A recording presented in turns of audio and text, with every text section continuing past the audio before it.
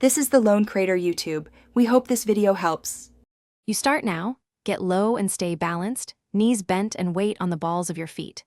Watch the server and the ball release point. Once you see it, step into the ball with your lead foot and angle your platform toward the target. Keep wrists firm and arms close to the body so the first contact is compact and fast. Make small forward step adjustments as the ball moves. This quick alignment reduces reaction time and helps you control float movement.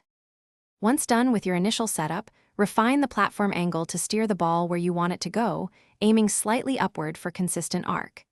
Use your legs to absorb speed, bend and extend through the hips, rather than collapsing at the elbows, so touch remains steady.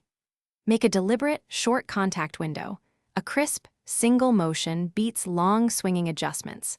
Communicate loudly with teammates about your target and responsibility. That reduces last-second confusion and lets you trust the placement you choose.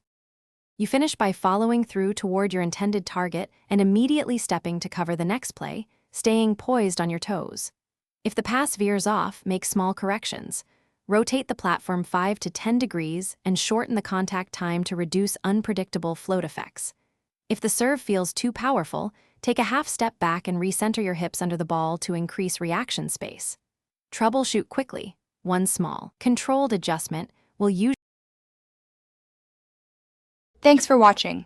Consider subscribing if we helped you.